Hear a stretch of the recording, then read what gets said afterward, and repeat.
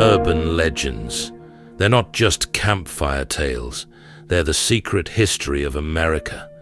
Today, we're diving into the stories that keep us up at night and make us double-check our locked doors. Oh, you've got me intrigued already. What kind of urban legends are we talking about here? The spooky, the mysterious, or the downright bizarre? Well, we've got a bit of everything. From alien encounters to ghostly apparitions, these stories span the entire country and tap into our deepest fears and fascinations. Let's start with one of the most infamous urban legends in American history, the Roswell UFO incident. Ah, the granddaddy of all alien conspiracy theories. What's the latest on that one? So, here's the deal. In 1947, something crashed on a ranch near Roswell, New Mexico. The military swooped in, cleaned up the site, and claimed it was just a weather balloon. But the son of one of the officers involved later described seeing strange materials with unusual purple markings, geometric shapes, leaves, and circles. That does sound pretty out there. But I guess the real question is, why has this story endured for so long? What is it about Roswell that captures our imagination? Well, I think it taps into our fascination with the unknown and our suspicion of government cover-ups. It's like we want to believe there's something more out there, And Roswell has become this symbol of that desire. Right. And it spawned a whole industry of books, movies, and TV shows. But New Mexico isn't the only state with extraterrestrial urban legends, is it? Oh, not by a long shot.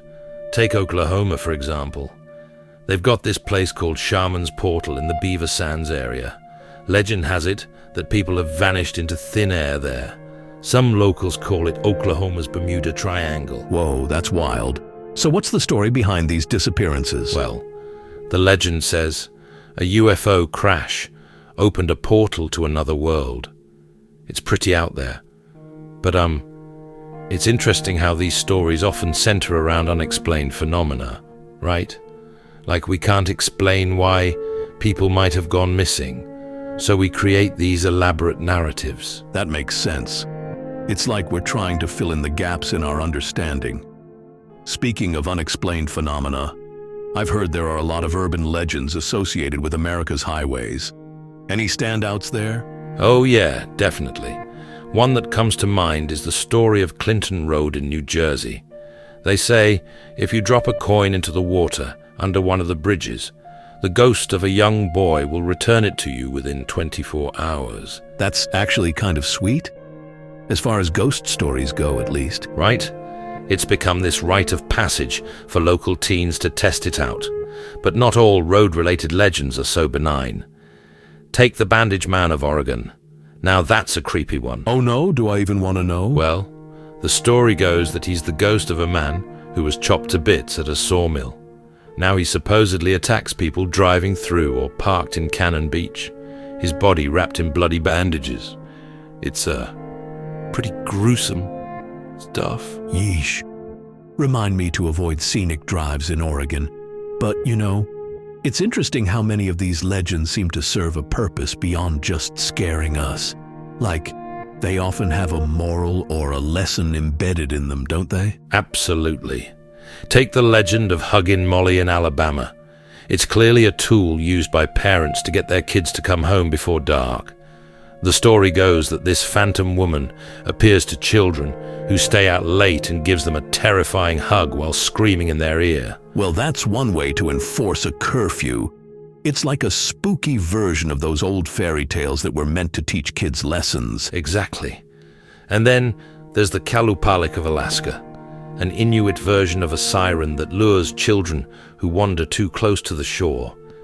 These stories are like, they're like the original stranger danger warnings, But not all urban legends are about protecting children, are they? Some of them seem to deal with much darker aspects of our history. You're right about that. Some of these stories are really heavy, like the one about Slaughterhouse Canyon in Arizona. It tells of a 19th century gold miner who failed to come home, leaving his family to starve. The wife supposedly went mad with hunger killed and dismembered her children, then died of despair. That's incredibly dark. But I guess it speaks to the very real hardships faced by settlers in the Old West, doesn't it? Absolutely. And unfortunately, many urban legends reflect even darker aspects of American history, including racism and violence. The story of Molly's Hollow in Kansas is a prime example. According to the legend, Molly, an African-American woman, was lynched when the locals found out she was involved with a white man. That's heartbreaking. It's like these stories are preserving memories of past injustices that might otherwise be forgotten. Exactly. They're like this oral history that reflects the fears, values, and experiences of the communities that create them. But hey, they're not all doom and gloom. Some, like the story of the jackalope in Wyoming, are more whimsical. Oh yeah, the rabbit with antelope horns. I've seen those mounted heads in Western-themed restaurants. Are you telling me some people actually believe those are real? Well, some people swear they've seen them in the wild. I mean, I kind of hope they're real, you know. It would add a touch of magic to the world. But, speaking of magical creatures, we can't forget about the Wendigo of Minnesota. Oh, now that's a creature I definitely don't want to encounter. What's the story there? So, according to Native American folklore, a person can turn into a Wendigo, a tall, skeletal, fang-bearing monster, if they resort to cannibalism. It's like the ultimate taboo, you know. Yeesh. I think I'll stick to normal food, thanks. But you know, it's fascinating how many of these legends are tied to specific locations. Like the Eastern State Penitentiary in Pennsylvania. That place has a seriously creepy reputation. Oh man, yeah. It was shut down due to its exceptional cruelty towards inmates. And now each cell and chamber is said to have its own set of hauntings and terrible tales. And get this, if you want to experience the macabre for yourself, you can actually take a tour of the penitentiary on Halloween, but you have to sign a liability waiver first. Hard pass on that one. But it's interesting how these stories can transform ordinary places into something extraordinary, isn't it? Even natural landmarks can become the focus of urban legends. Totally. Like Mount Chocorua in New Hampshire. The legend says a Native American chief cursed the land after his son died, while in the care of a white family. They say the area will inflict suffering and death on anyone who tries to live there or drink from its rivers. Wow. It's amazing how these stories can imbue ordinary places with such a sense of mystery or danger. And sometimes urban legends can even shape local culture, right? Absolutely. Take the Nain Rouge of Detroit, for example. This little red imp is said to be the harbinger of doom for the city, appearing before disasters strike. But you know what's cool? The city has turned this creepy legend into a celebration. Really? How so? Well, there's this annual event where people dress up and chase the Nain Rouge out of town. It's become this beloved local tradition, despite, or maybe because of, its spooky origins. It just goes to show how these stories can bring communities together, even as they give us the chills. That's fascinating. It's like these urban legends have become a part of our shared cultural DNA. They reflect our fears, our hopes, and sometimes our sense of humor. Exactly. And you know, as we wrap up our tour of America's urban legends, I'm struck by how rich and varied these stories are.